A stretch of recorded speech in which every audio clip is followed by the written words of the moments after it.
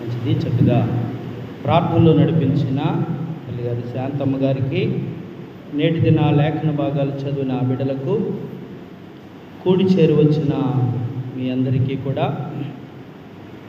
ఈ త్రిత్వము తర్వాతి 3వ పునరుద్ధాన ఆదివారపు ఉదయకాల శుభాలు. మీ అందరికీ కూడా నా హృదయపూర్వక నిండు వందనాలు తెలియజేస్తున్నాను. అందరికీ వందనాలు. అందరూ బాగున్నారా?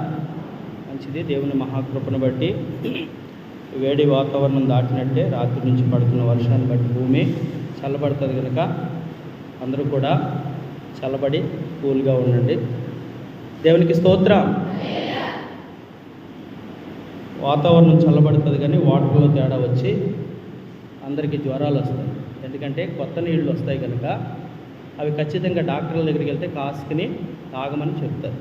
అందుకే ముందుగానే చిన్నపిల్లలు పెద్దవారైనా ఆ కొత్త నీళ్లు అన్నీ కల్మషాలతో వస్తుంది కనుక ఆ నీటి వల్ల మనిషికి అనారోగ్యం ఎప్పుడు వస్తుంది అంటే కనుక తాగే నీరు, పీల్చే గాలి వల్ల ఎక్కువ వస్తుంది. మూడవదిగా తినే ఆహారం. ముందుగా పీల్చే గాలి, తాగే నీరును బట్టి అనారోగ్యాలు వస్తాయి. మూడవదిగా ఆహారం కనుక నీళ్లు కాచుకుని తాగటం కొంచెం ఆరోగ్యదాయకంగా ఉంటుంది.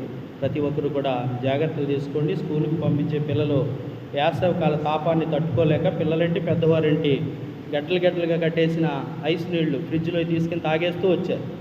వాటికి అలవాటు పడిపోయి ఉంటారు కనుక అవి తాకండి. ఇంకా కొంచెం కాచిన నీళ్లు వారికి అలవాటు చేయడానికి ప్రయత్నం చేయండి. ఇక చదవబడిన లేఖన భాగాల్లో కొన్ని నిమిషాలు మనము వాక్యాన్ని ధ్యానం చేసుకుందాం. పాత నిబంధన పాఠ్య భాగంలో నుంచి ప్రభు క్షమించి కృప చూపేవాడుగా ఉన్నాడు.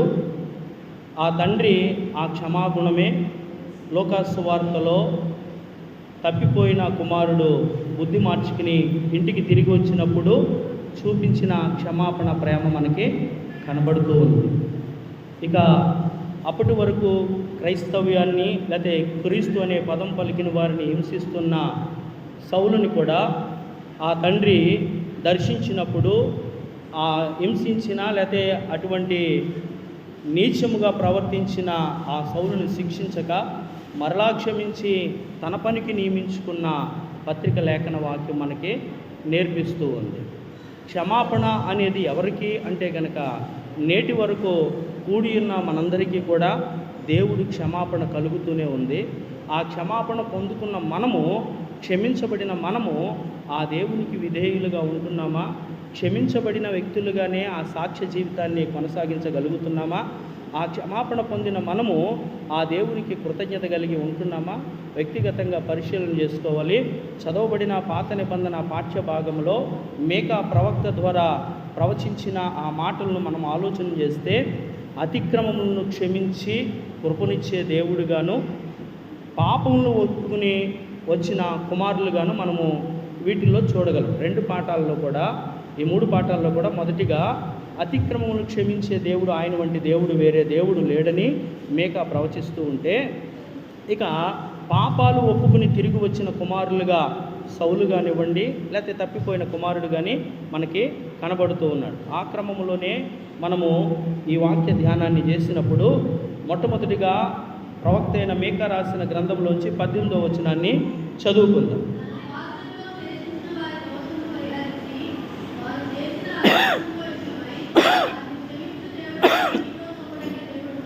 ఉన్నాడా?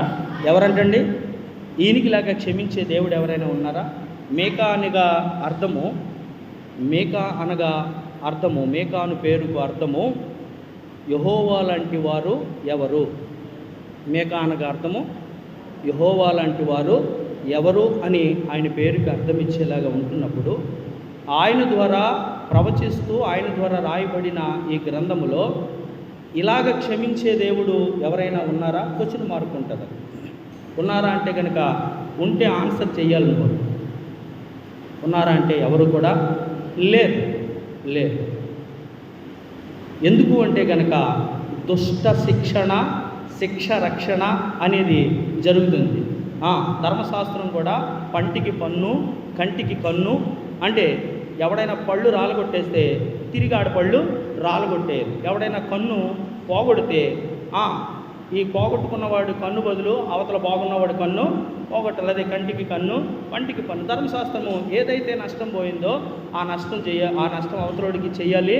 అంత మాత్రమే కాకుండా 5 అంతలో చేయాలని ధర్మశాస్త్రం బోధిస్తుంది. కానీ క్రీస్తు ప్రేమ ఎలా ఉంది అంటే కనుక అంతటి నష్టం చేసేవాడిని కూడా, లేకపోతే ఈయన్ని చంపేసేవారిని కూడా ఏం చేస్తున్నారో తెలియదు అని క్షమించేవాడుగా, నిలువెత్తు ప్రేమకు స్వరూపముగా ఆయన ఉన్నాడు. అందుకనే నీకులాగా క్షమించే దేవుడు ఎవరైనా ఉన్నారా? చక్కని పాట ఉంటుంది కదా, నీతో సమమెవరు, నీలా ప్రేమించేదెవరు, నీలా క్షమించేదెవరు యేసయ్యా, నీలా పాపికై ప్రాణం పెట్టిన వారెవరు, నీలా పాపికై ప్రాణం పెట్టిన వారెవరు, నీతో సమమెవరు, నీలా ప్రేమించేదెవరు. లోక బంగారము ధన ధాన్యాదులు ఒక పోటేసిన నీతో సరితూగున, జీవనదులన్నీయు సర్వ సముద్రములు ఒకటయ్యగా. జోషి ఎందుకు కదుపుతారు? సౌండ్ పెట్టేసి అలా ఉంటుంది కదా, కొంచెం సౌండ్ పెట్టండి.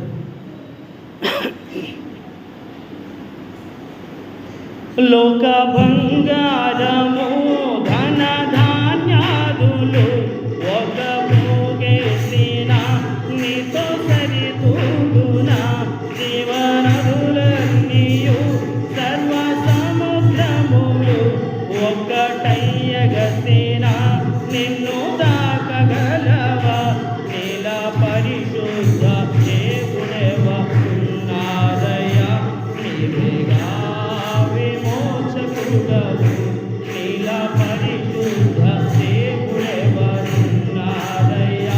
నీవేగా విమోచకుడవు, నీతో సమమెవరు, నీలా ప్రేమించేదెవరు, నీలా క్షమించేదెవరు యేసయ్యా, నీలా పాపికై ప్రాణం పెట్టిన వారెవరు, నీలా పాపికై ప్రాణం పెట్టిన వారెవరు, నీతో సమమెవరు, నీలా ప్రేమించేదెవరు. పలు వేదాలలో మత గ్రంథాలలో పాపమే తోకని పరిశుద్ధుడేడి, పాప పరిహారార్థం శిలువ మరణముంది, తిరిగి లేచినట్టి దైవనరుడెవ్వరు.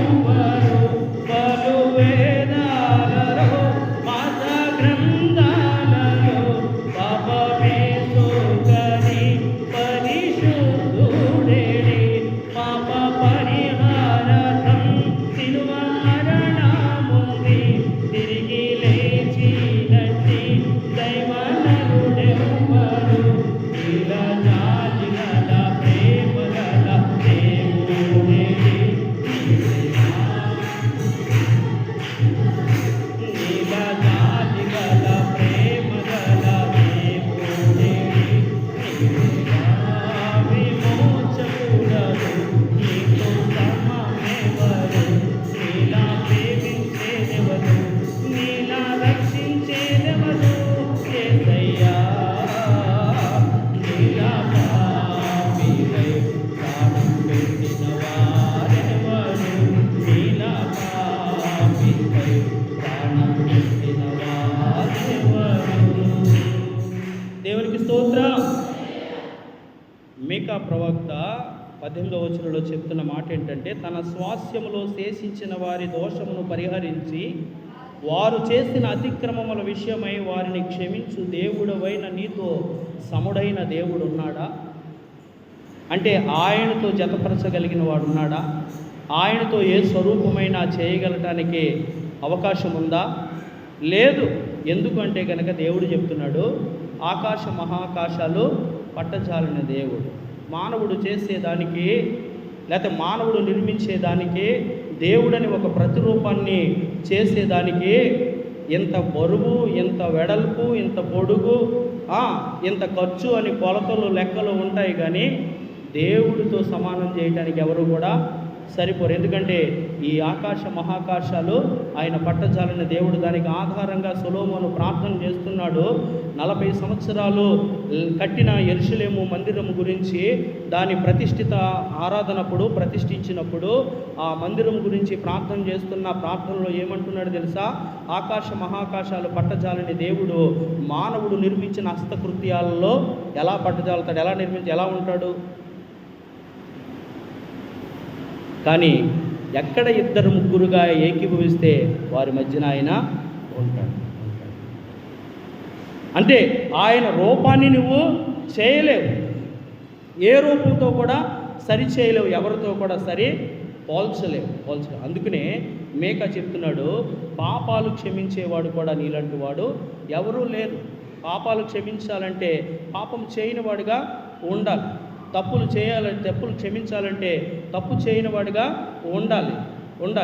క్షమించటానికి సిద్ధ మనసైన దేవుడు అలనాడు ఇశ్రాయేలు ప్రజల గురించి రాయబడిన ఈ మాటే కాదు, నేటి ఆలకిస్తున్న మానవ కోటిగా ఆయన ప్రజలైన లేకపోతే భూమి మీద ఆయన స్వరూపంగా చేయబడి ఉనికి కలిగి ఉన్న ప్రతి ఒక్కరికి ఈ మాట ప్రభు మాట్లాడుతున్నాడు. నిన్ను క్షమించడానికి ఆయన సిద్ధ మనసు కలిగిన వారిని వేరే ఎవరు కూడా ఆయనకిలాగా క్షమించేవారు లేరు. క్షమాపణ గురించి, పాపం గురించి కొన్ని మాటలు మనము చదువుదాం. కీర్తనల గ్రంథము 103వ సంకీర్తన 8వ వచనాన్ని చదువుదాం. యెహోవా దయాదాక్షిణ్య పూర్ణుడు,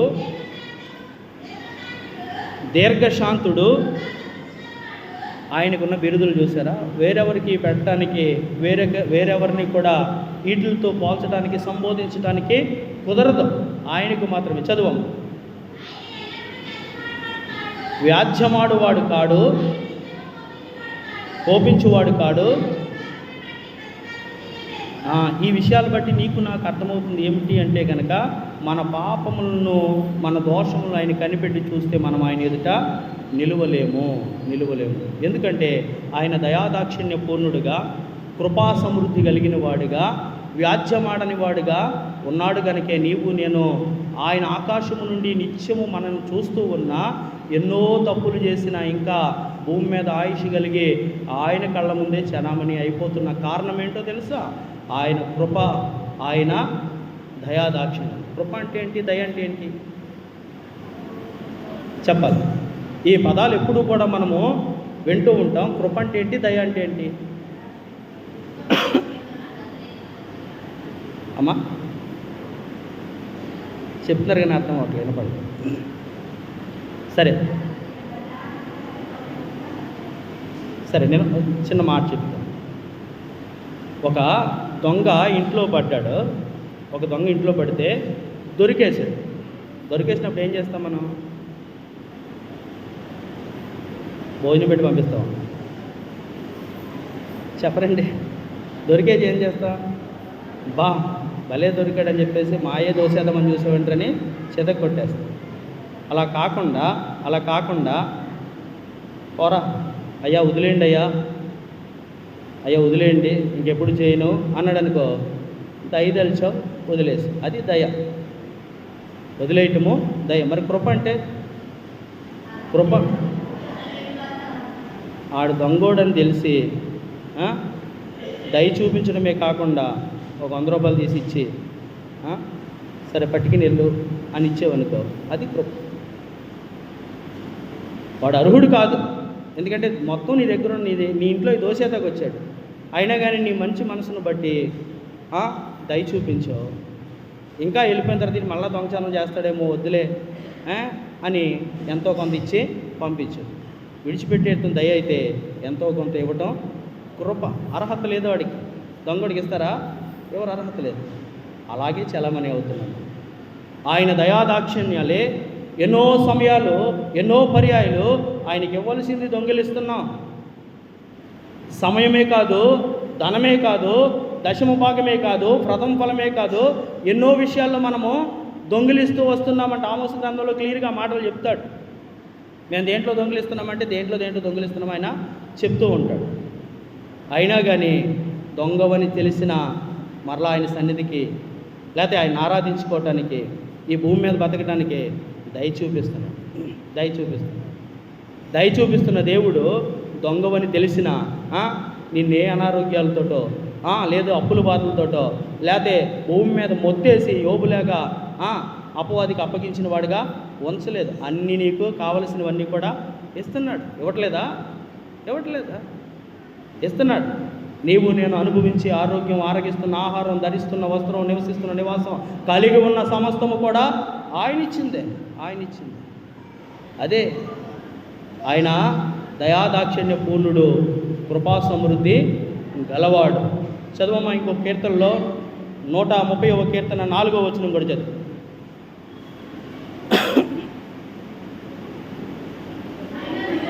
అయినను ఏం దొరుకుతుందంటే ఆయన దగ్గర క్షమాపణ దొరుకుతుంది. మేకా ప్రవచనాన్ని ఎత్తిపట్టి అతిక్రమములు క్షమించి కృపనిచ్చే దేవుడని, పాపములు ఒప్పుకుని తిరిగి వచ్చిన కుమారులని మనము ఒక తమ్ములైన హెడ్డింగ్ పెట్టుకుని మాట్లాడుకుంటున్నాం. అతిక్రమములు క్షమించే దేవుడు మనం ఆరాధిస్తున్న లేకపోతే మనం చేత పట్టుకుని చదువుకుంటున్న బైబిల్ దేవుడై ఉన్నాడు. ఈ దేవుడికి సమానమైన వాడు, సరి అయిన వాడు. ఈ దేవుళ్ళలో ఉన్న క్వాలిటీసు, కాల్కులేషన్స్ ఎవరికైనా ఉన్నాయా అని ప్రశ్నిస్తే కనుక తడువులాడినా నెతికినా ఎక్కడ కూడా లేనట్టే ఉన్నాయి. ఎందుకు అంటే కనుక జన్మలో పాపము లేనివాడుగా పరిశుద్ధాత్మ ద్వారా పుట్టినవాడుగా బ్రతుకులో 33.5 సంవత్సరాల జీవిత చరిత్రలో ఏ పాపమనే మచ్చ కానీ డాగు కానీ మలినం అనేది అంటుకోకుండా పవిత్రంగా మానవుడిగా జీవించి బ్రతికి చూపించినవాడు. ఇక బలైపోవటానికి మరణంలో పాపుల కోసం ఆయన పాపిగా సిలువ మీద వేలాడదీయబడ్డాడు. ఆయన పరిశుద్ధుడు గనక మరణాన్ని సైతము జయించి తిరిగి లేచాడు. అలా ఉన్నారా ఎవరైనా? కొంతమంది వారి చుట్టూ ఉన్న భక్తులని లేదా శిష్యులని చెప్పి వాళ్ళ పేర్లు ఎందుకు కానీ నేను 3వ రోజున ఖచ్చితంగా లేస్తాను అని చెప్పారంట. ఆ 3 రోజులు వారు పాపం ఏం చేస్తారంటే ఎలాగ లేస్తాడు కదా దాని చుట్టూ ఆ పూజ చేస్తూ లేకపోతే దండలు వేసి ఆరాధనలు చేస్తూ ఉన్నారు. 3 రోజులు అయిపోయింది, 4వ రోజు కంపొచ్చేస్తారు. ఒకరు సైడ్ అయిపోతున్నారు. మన ఇండియాలోనే, మన ఆంధ్రాలోనే ఇలా జరిగిన సందర్భాలున్నాయి. అంటే ఎవరు కూడా లేవలేదు. మరణాన్ని ముళ్ళు విరిచిన అవతారాలు ఎత్తారని చెప్తుంది తప్ప మరణాన్ని గెలిచి మరలా బ్రతికి చూపించిన వారు ఉన్నారంటే లేదు. అందుకనే నీతో సమమైన వాడు ఎవరైనా ఉన్నాడంటే లేడు. అందుకనే ఆయన దగ్గర నీకు నాకేం దొరుకుతుందంటే ఘోర పాపులుగా నీచమైన బ్రతుకుతున్న మన జీవితాలకే 130వ కీర్తనలో చెప్తున్న మాట, ఆయన దగ్గర క్షమాపణ దొరుకుతుంది. 130వ కీర్తనలో 4వ వచనం మనం చదివాం కదా. చదివిన దాంట్లో ఏమనుంది? జనులు ఆయన్ని భక్తిగా కొలవటానికి, ఆయన మహాదేవుడని భయపడటానికి ఏమిటి కారణం అంటే కనుక ఆయన క్షమించే మనసు కలిగిన వాడు. ఆయన దగ్గర క్షమాపణ మనకే దొరుకుతుంది. చదవండి మరొక మాట. నిర్గమాకాండం 34వ అధ్యాయం 6-7 వచనాలు చదువు.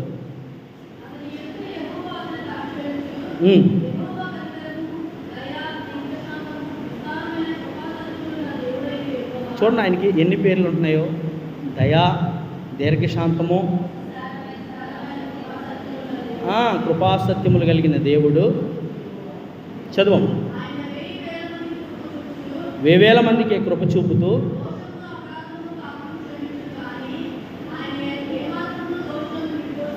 ఇది ఎంత ఘోర పాపినైనా క్షమిస్తాడు కానీ పాపాన్ని మాత్రం ఆయన ఒప్పుకోడు. ఎందుకంటే క్షమించబడిన తర్వాత తిరిగి మరలా పాపంలోనికి వెళితే దాని గురించి పరిశుద్ధ గ్రంథము కుక్క వాంతికి తిరిగినట్లు, కడగబడిన పంది బురదకు ఆశించినట్లు ఉంది. మరలా నువ్వెంతో అల్లారు ముద్దుగా పెంచుకుంటున్న ఆ పందిని కడిగిన తర్వాత దీని అందాన్ని బట్టి సింహాసనం మీద కూర్చోబెట్టాలని శుభ్రంగా దాన్ని నీట్గా చేసిన తర్వాత తీసుకెళ్తున్నామంట సింహాసనం. ఒక రాజు సింహాసనం మీదకి తీసుకెళ్తాడంట కూర్చోబెడదామని. ఈలోగా ట్రాఫిక్ వచ్చిందో లేదా బండి ఆగిందో బురద కనపడేసరికి డ్రైనేజీలో గురికి దాంట్లో దొరికిందంట. మరలా రాజు దాన్ని ఎత్తుకుంటాడా, బండి మీద పెట్టుకుంటాడా, ఇష్టపడతాడా? ఇష్టపడ్డాడు. అందుకనే అంతకుముందు బురదలో ఉన్న, అంతకుముందు పాపమనే ఆ రొచ్చులో ఉన్న నిన్ను తీసి ఆ పరిశుద్ధ రక్తం చేత కడిగిన తర్వాత పవిత్రుడుగా, నిష్కల్మషిగా, నిర్దోషిగా, యాజక సమూహముగా, సొత్తైన ప్రజలుగా నిన్ను మార్చుకున్న తర్వాత మరలా బురదనే పాపంలోనికి వెళితే ఆయన క్షమించను అంటున్నాడు. క్షమించను, నేను గోధుమలు జల్లించి గోధుమలు కొట్టులో అనగా మంచివారిని పరలోకంలో పెట్టి పొట్టును అగ్నితో అగ్నిగుండంలో పాపులందరినీ కూడా కాల్ చేస్తానంటున్నాడు. నీతిమంతుల సభలో దుష్టులను, చెప్పండి ఒకటో కీర్తన రాదా, పాపులు నిలవరు, అవకాశము ఉండదు. అందుకనే ఇటువంటి కృపా సత్య సంపూర్ణుడు, దీర్ఘశాంతుడు, కృపా సమృద్ధి కలిగిన దేవుడు ఎంత ఘోర పాపినైనా క్షమిస్తాడు, కానీ అదే పాపంలో ఉంటే కనుక ఆయన సహించడు. అందుకనే చెప్తున్నాడు, నేను పరిశుద్ధుని కనుక మీరు కూడా పరిశుద్ధులుగా ఉండండి. మనం ఆయన పిల్లలను చెప్పుకుంటున్నప్పుడు మన పిల్లలు ఈడేంటి ఇలా చేస్తున్నాడు, చిన్నప్పుడు వీళ్ళ నాన్న ఎంత బాగుండేవాడో, లేదా వీళ్ళ అమ్మ ఎంత మంచిదో, ఈడేంటి ఇలా తయారాడు, ఈ పాప ఏంటి ఇలా తయారైంది అని ఎందుకు చెప్తున్నారు? వారి గుణాతిశయాలు వీరిలో కనపడలేదు. నా తండ్రి గుణాతిశయాలు మనలో కనపడినప్పుడు వీళ్ళ క్రైస్తవులేంటి, వీళ్ళ కదా తెల్ల బట్టలు కట్టుకుని బైబిల్ పట్టుకుని మందిరానికి వెళ్ళిపోతారు. ఇదేంటి మళ్ళీ ఎక్కడ కనపడుతున్నారు ఈ స్థలంలోనూ, ఇదేంటి మళ్ళీ ఇలా ఉన్నారు అంటే దేవుని నామానికి అవమానం కలగట్లేదా? నీ పిల్లలు సరిగా లేకపోతే కనుక తల్లిదండ్రుల జాడలు కనపడకపోతే వారిని ఎంతో ఈడేంటి ఇలా ఉన్నారని బాధపడుతున్నట్టు మనములను బట్టి ఆయన నామానికి అపకీర్తి అవమానం కలిగినప్పుడు తండ్రి మనసు నొచ్చుకోదా, బాధపడదా? అందుకనే నీవు నేను ఎప్పుడైతే ఆ సిలువను అంగీకరించి రక్షణ స్వీకరించామో బాహాటంగా క్రైస్తవ్యానికి అర్థమిచ్చే సాక్ష్యం కలిగిన బాప్తిసాన్ని తీసుకున్నామో మరలా బురదనే పందిలాగా వెళ్ళకూడదు. కక్కిన పాపమనే దానికి మరలా తినటానికి ఆశపడకూడదు. ఒకరు గుర్తు చేసుకుంటేనే ఎంత నీచంగా ఉంది. కక్కిన వాంతికి కుక్క ఏం చేస్తుందంట, ఆశపడుతుందంట. అలాగే విడిచి వచ్చిన పాపానికి తిరిగితే కనుక నీ అంతం ఎట్లుండో నీకు తెలియదు. చదువు మరొక మాట, రోమాపత్రిక 6వ అధ్యాయం 23వ వచనం చదువు.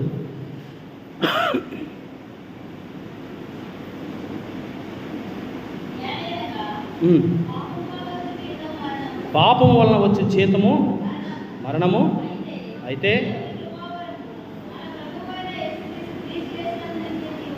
క్రీస్తు యేసునందలి నిత్య జీవము. ఇంకా పాపంలోనే ఉంటే మరొకసారి జాగ్రత్త, నీకు మరణం అనే నరకానికి సమీపిస్తున్నాం. అలా ఉండొద్దు. క్రీస్తు యేసుని స్వీకరించిన నీవు ఆయన యందు నిలిచి ఉండు, నీకు సిద్ధపరిచిన నిత్య జీవానికి వెళతావు. యెషయా గ్రంథము 38వ అధ్యాయము 11వ వచనం చదువు. 38వ అధ్యాయము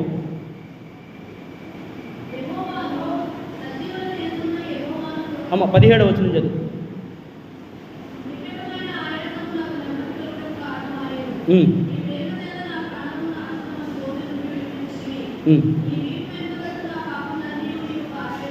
ఏం చేశాడంట, ఎక్కడికి పారవేశాడంట, వెనక్కి పాడేశాడంట.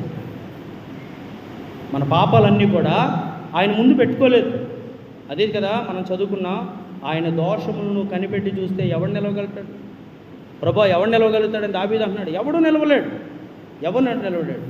అందుకనే ఆయన వెనక్కి పెట్టేశాడంట పాపాలన్నీ.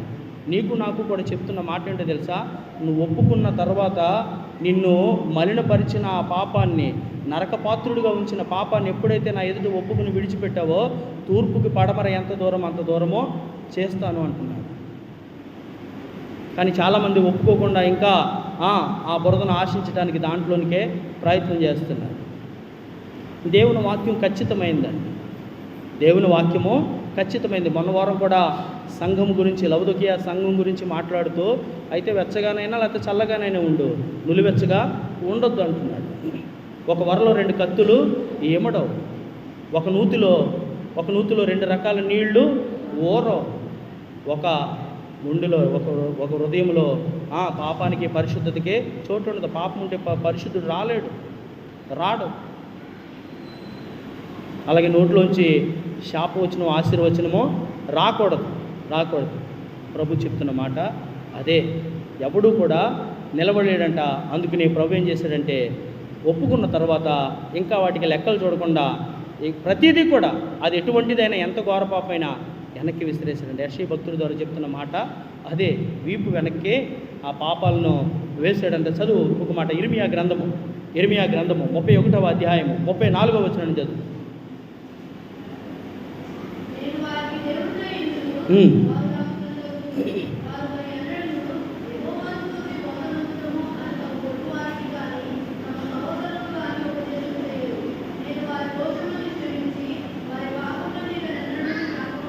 ఎవరున్నారండి అలా?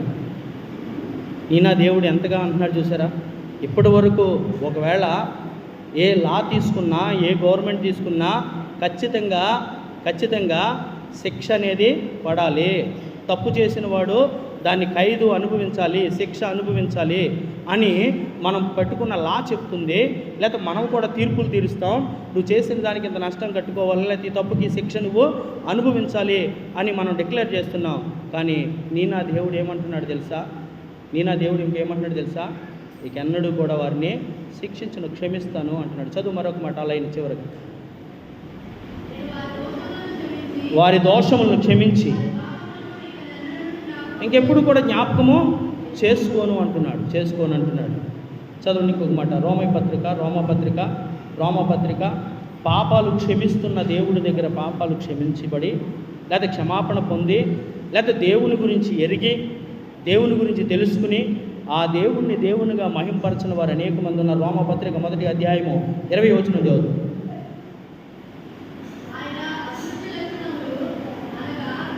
అమ్మ 21వ వచనం. మరియు వారు దేవుణ్ణి ఎరిగి ఆయన్ని దేవునిగా మహిమపరచలేదు. అంటే దేవుని ఎరగని వారుగా కాదండి, దేవుని ఎరిగిన వారే ఆయన్ని దేవుడుగా మహిమపరచట్లేదు, ఆయన దేవుడిగా చూడలేదు. ఆయన నియమించిన ఆదివారం అనేది ఆయనది అన్నప్పుడు ఆయన కోసం వేగిర పట్టలేదు. ఆయన సమయాన్ని ఆయనకి ఇవ్వటానికే ఇది దేవుని సమయం, ఇది దేవుని దినం అని తెలుసు. తెలీదా ఆదివారం ఆరాధన ఉంటుందని? తెలుసు. దేవుణ్ణి ఎరిగి ఆయన్ని దేవునిగా మహింపరచట్లేదు. తమ వాదములయందు వ్యర్థులైరి అని రాయబడ్డారు. సమయాన్ని దుర్వినియోగం చేసుకుంటున్నారు. ఈ విలువైన సమయాన్ని సద్వినియోగం చేసుకోవలసి, జ్ఞానం కలిగిన వారిగా ఉండవలసిన వారు అజ్ఞానులుగా దుర్వినియోగం చేసుకుంటూ ఉన్నారు. అందుకనే వ్యర్థమైపోయారు అంటున్నారు దేవుడు. అయ్యి చెప్పుకుంటూ ఆ వాదంలో పెట్టుకుంటూ శ్రేష్టమైన సమయాన్ని, ఆ సన్నిధిని, ఆ దేవుణ్ణి నిర్లక్ష్యం చేసి మహింపరచకుండా, కృతజ్ఞతలు చెల్లించకుండా ఈ వారమంతా నాకు కాపాడావు, ఈ వారమంతా పని చేసుకుంటానికి శక్తినిచ్చావు, ఈ వారమంతా పోషించావు, ఈ వారమంతా ఆయుష్నిచ్చావు అని చిన్నపాటి కృతజ్ఞత కూడా లేకుండా, 2 గంటల సమయాన్ని కూడా ఎత్తించలేకుండా తమ వాదములు పెట్టుకుని లోకంలో జీవిస్తూ వ్యర్థులైపోయారని చెప్తుంది వాక్యం. వాళ్ళు ఎలా ఉన్నారు తెలుసా? 28వ వచనం కానీ చదవండి, ఆ మాటలు అర్థమవుతాయి. రోమపత్రిక 1వ అధ్యాయము 28వ వచనం కానీ చదవండి, 32వ వచనం వరకు అక్కడ మాటలు రాయబడతాయి వారి గురించి. మరియు వారు మనస్సులో దేవునికి చోటి అన్నలని వారు చెయ్యరాని కార్యములు వారు చేయుటకు దేవుడు ఏం చేశాడంట? భ్రష్ట మనసుకు వారిని అప్పగించేశాడు. దేవుడే చదివే స్పీడ్గా తొందర కిందరికి. అట్టి వారు సమస్తమైన దుర్నీతి చేతను, దుష్టత్వము చేతను, లోపము చేతను, ఏటి చేత నిండిపోయారు? ప్రేమ చేత, దయ చేత, కృప చేత నిండవలసిన వారు వాక్యము చేత నింపుకోవలసిన హృదయంలో ఎలాంటివి? మత్సరము, కుళ్ళు, అసూయ, ద్వేషము, కలహము, భేదము, విమతము, మత్సరము, కాముకత్వము వీటితో నింపబడుతున్నారంట. ఎందుకు అంటే కనుక దేవుడే విడిచిపెట్టేసి మంచి హృదయం తీసివేసేసి ఫస్ట్ హృదయానికి వారిని అప్పగించేశాడు. ఎందుకు అంటే కనుక దేవుడి గురించి తెలుసు కూడా దేవుణ్ణి దేవునిగా మహింపరచలేదు, దేవుని సన్నిధికి రాలేదు, తమ వాదముల యందు వ్యర్థులైపోయారు. దేవుడు చేసిన మేళ్ళు తలంచుకుని కృతజ్ఞతలు కూడా చెల్లించలేదంట. మీరు ఎందుకంటే చదువుకుంటే కనుక వారు ఎలా ఉన్నారో అక్కడ పర్టికులర్గా రాయబడుతుంది. క్షమాపణ ఇచ్చే దేవుడి దగ్గర, క్షమిస్తూ ఉన్న దేవుడి దగ్గర ఆ క్షమాపణ పొంది ఇచ్చినది దేవుడే అని తెలిసి ఆ దేవుణ్ణి మహింపరచలేని వారుగా ఉన్నారా? అంతా బాగానే ఉందిలే అని అనుకుంటున్నావా? అంతా బాగానే జరుగుతుందిలే, పర్లేదులే ఈ సంవత్సరం లేకపోతే ఈ వచ్చే సంవత్సరం అన్ని వాయిదాలు వేసుకుంటున్నావా? ఇలా కొట్టుకునే గుండె అలా ఎప్పుడు ఆగిపోద్దో తెలియదు, కుప్పకూలిపోతావు అంతే. దేనికైనా గ్యారంటీ ఉందేమో కానీ ఈ మరణానికి గ్యారంటీ లేదు. గాలలా వేస్తూనే ఉంటుంది, కానీ నువ్వు పీల్చుకుంటాక నీ ఊపిరి ఆగిపోద్ది. ఈ దేహం అలాగే ఉంటుంది. ఈ దేహానికి సప్లై చేసే గుండె పనిచేయటం ఆగిపోద్ది, నిర్జీవం అయిపోద్ది. గ్యారంటీ లేని జీవము కలిగిన నా జీవితంలో గ్యారంటీ కలిగిన బ్రతుకనే యుగయుగాలు జీవించే పరలోకమిస్తానన్న దేవుని ఎదుట ఆయన మహిమార్థమే బ్రతకకుండా వ్యర్థులైపోతున్నావేమో, వ్యర్థంగా జీవిస్తున్నావేమో పరిశీలన చేసుకోవాలని ఆత్మదేవుడు మనతో మాట్లాడుతున్నాడు. ఇంకా నేను వాక్యాన్ని ముగిస్తున్నాను. వాక్యాన్ని ముగించడానికి ఇష్టపడిన ఇంకా 2 పాఠాలు ఉన్నాయి, కానీ వాటిలోకి వెళ్తే సమయము చాలదు. ఒక మాట చదవండి. ఏప్రిల్కి రాసిన పత్రిక 6వ అధ్యాయము 5-6 వచనాలు చదువు. క్షమాపణ పొంది కూడా తిరుగుబాటు చేసేవారుగా ఉన్నారు. చదువు. దేవుని దివ్య వాక్యమును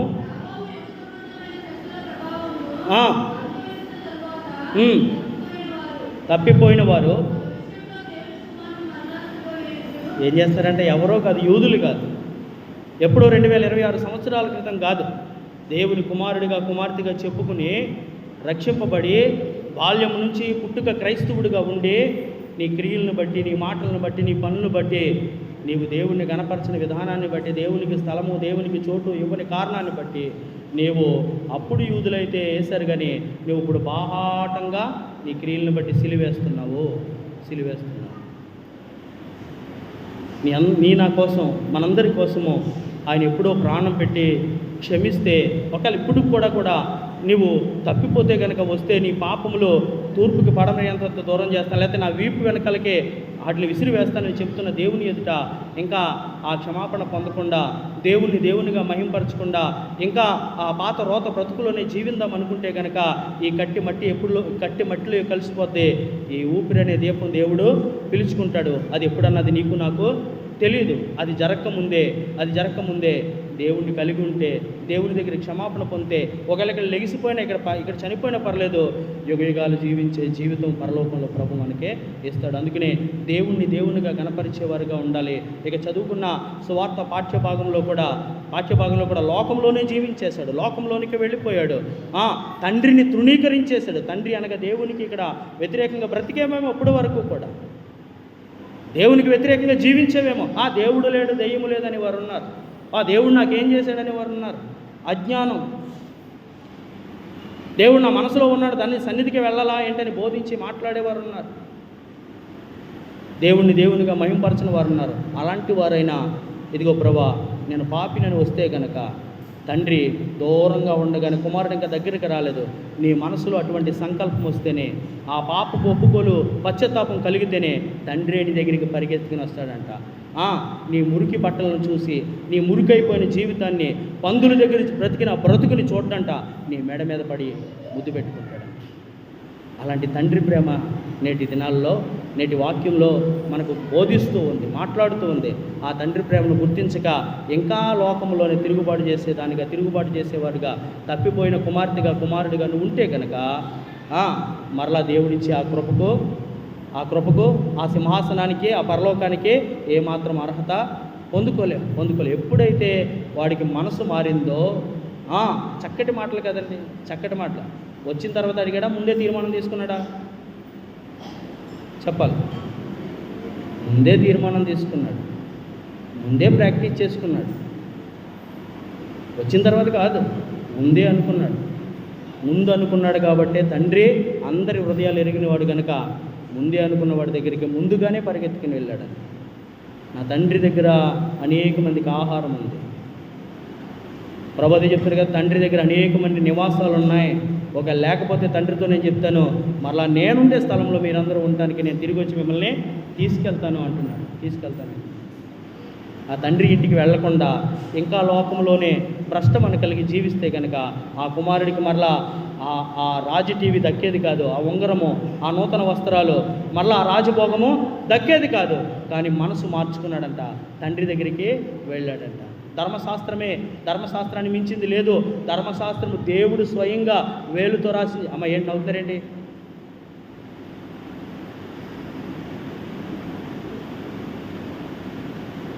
ఎందుకు వస్తుందమ్మ నవ్వు? దేవుని వేలుతో రాసిన ధర్మశాస్త్రమే మోషే ద్వారా దేవుడిస్తే, ధర్మశాస్త్రానికి వ్యతిరేకంగా దేవుడు వేరొక దేవుడు, యేసు అని దేవుడు ఉన్నారంటారేంటి? యేసు ద్వారానే సమస్తం సాధ్యం అంటారేంటి? ఆ యేసు లేడు, యేసు అనే వారిని కూడా బ్రతకనివ్వనని తిరుగుతున్న ఆ సౌలును దమస్కు మార్గంలో దర్శించిన తర్వాత, అననీయాను పంపించి ప్రార్థన చేసిన తర్వాత ఆ సౌలు వచ్చి సిద్ధపడ్డాడు, ముందుగానే సిద్ధపడ్డాడు. అననీయ ఇంకా రాలేదండి, అప్పటికే 3 రోజులు ఉపవాసం ఉండిపోతున్నాడు. అప్పటికే 3 రోజులు ఉపవాసం ఉన్నాడు. వచ్చి ప్రార్థన చేసిన తర్వాత, కళ్ళు నుంచి పొరలు రాలిన తర్వాత అప్పుడు ఆహారం తిని బలం తెచ్చుకున్నాడు. దేవుడు వస్తున్నాడని తెలిసినప్పుడు ముందుగానే నువ్వు సిద్ధపడకపోతే, దేవుడు రాకడ వస్తుందని నువ్వు ముందుగానే సిద్ధపడకపోతే, అప్పటికప్పుడు మారిపోతాం, దొంగలాగా అవకాశం వచ్చేస్తుంది అంటే కనుక మన ఊపిరి ఎప్పుడు ఆగిపోతాం మనకు తెలియనప్పుడు ఎలా మారిపోతాం? సిద్ధపాటు చాలా ప్రాముఖ్యం. వీరిరువురిని చూసుకుంటే, తండ్రి దగ్గరికి వచ్చిన తర్వాత కుమారుడు మళ్ళీ వెనుదిరిగి చూసినట్లు లోకం వైపు చూసి, లోకంలో ఎంతో రోతగా బ్రతికాడు, లోకంలో అనుభవించవలసిన అన్నీ అనుభవించాడు. మరలా కుక్కలాగా తన వాంతికి తిరగలేదు, కడగబడిన పంది తిరిగినట్లు తిరగలేదు. ఈ సౌలు కూడా పౌలుగా మారిన తర్వాత ముందున్న పరలోకం కోసమే వేగంగా పరిగెడతాను తప్ప వెనకున్న దానికోసం ఏమాత్రం నేను తిరగను. గురి యొద్దకే నేను పరిగెడతాను, వెనకున్నవన్నీ మర్చిపోతాను. మరి నీ నా జీవితంలో ఎటువంటి తీర్మానం కలిగి ఉన్నా? నీ నా క్రైస్తవం ఎలా ఉంది? నీ నా పాపాలు క్షమించాడు దేవుడు. ఒకవేళ ఇంకనూ అదే రోత బ్రతుకులో ఉంటే క్షమించడానికి ఇప్పుడు కూడా సిద్ధ మనసు కలిగిన వాడుగా ఉన్నాడు. ఆయన వంటి మహాదేవుడు, క్షమించే దేవుడు ఎవరు లేరు. ఎన్నిసార్లు రా అనేవారు ఉన్నారేమో కానీ, నేను ఇంక జీవితంలో క్షమించను అనేవారు ఉన్నారేమో కానీ నా దేవుడు ఇప్పుడైనా క్షమిస్తానంటున్నాడు. క్షమించడానికి సిద్ధ మనసు కలిగిన వాడుగా ఉన్నాడు. ఆ క్షమాపణ పొందుకుందాం. పౌలు వలె గురి యొద్దకే పరలోకం వెళ్ళే వరకు కూడా వెనుదిరిగి చూడకుండా, ఒకవేళ తప్పిపోయిన కుమారులాగా లోకంలో జీవిస్తే తండ్రి దగ్గరికి వచ్చేద్దాం. ఆయన ఇచ్చే ఆ ఉన్నతమైన బహుమానాలు పొందుకొని నిత్య జీవానికి సిద్ధపడదాం. అటువంటి కృపా పరిశుద్ధాత్మ దేవుని సహాయ సన్నిధి మనందరికీ అనుగ్రహింపబడును గాక. దేవుడి మాటలు